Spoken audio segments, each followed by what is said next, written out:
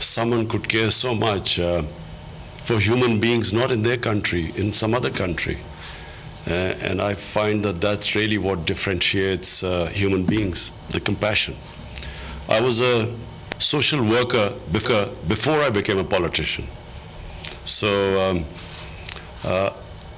my motivation for coming into politics was social work. I felt that there was, if I just stuck to social work, there was so much to do that no amount of social work could make a difference. It's only if you came into government and built a welfare state, that's the only way you can really help the people in your country, the underprivileged people in your country. And hence I came into politics. I was inspired by our Prophet, peace be upon him, who set up the first welfare state in the history of mankind. It was the state he set up in Medina was based on principles of compassion and justice. And the state decided to take the responsibility of the weaker section of the society.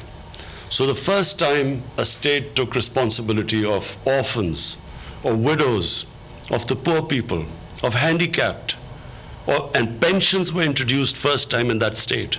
So for the old people. And so as a Muslim,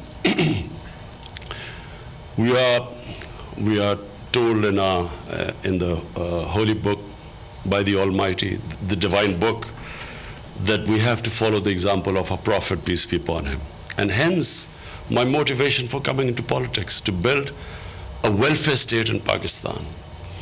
And so this program of Ehsaas, which basically means care and compassion, this program which you see, and which I must compliment Sania, because she has done really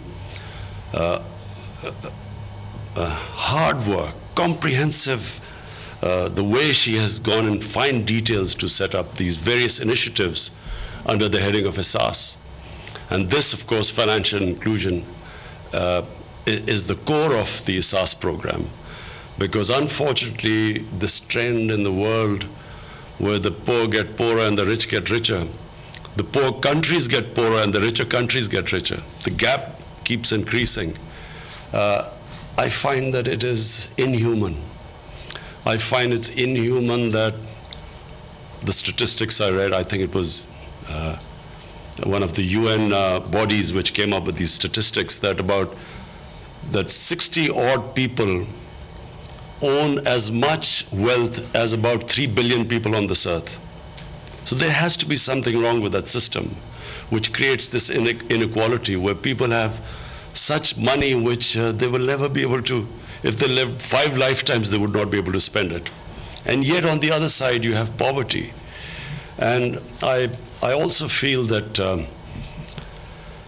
this greed in the universe, where you have the rich wanting to avoid taxes, so have their offshore accounts and these tax havens, and would do anything not to be part of, not to pay their dues so that you can lift people out of poverty, as what China has done.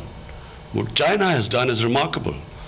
I mean, they have taken out almost 700 million people out of poverty in 30 years. Never done in human history. So this idea where the rich want to get richer and this greed, it is the biggest curse of this planet. All the problems which our Earth faces, global warming, this environmental degradation, all of them, the root cause is greed, where it's never enough. I mean, you can make as much money as you want, but the level of greed is always going to make you want more. And so you have this strange phenomena on this earth where you have people now getting into these boats, risking their lives to get to the land of milk and honey, where people want to get away from poverty.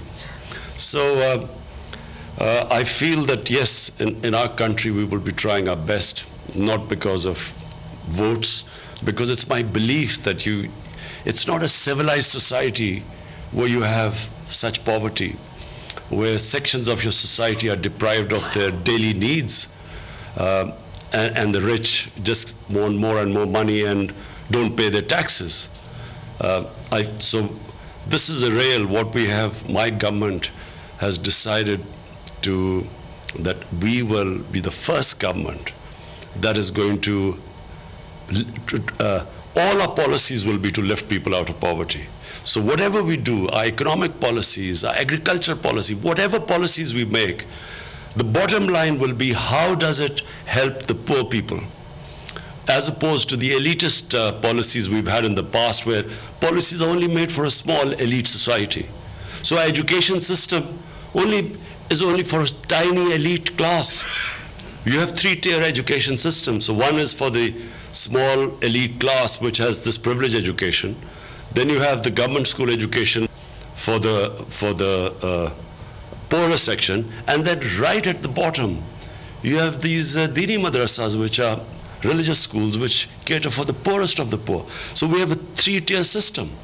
So the poor, the bottom two, do not get good jobs. So the society only caters for the elite. The hospitals are for the elite. Taxes, poor people, common people pay taxes because most of our taxes come from indirect taxes. The rich hardly pay taxes. So the whole mindset has to change, where the whole society as a whole decides that we cannot allow this unfair, unjust system to continue.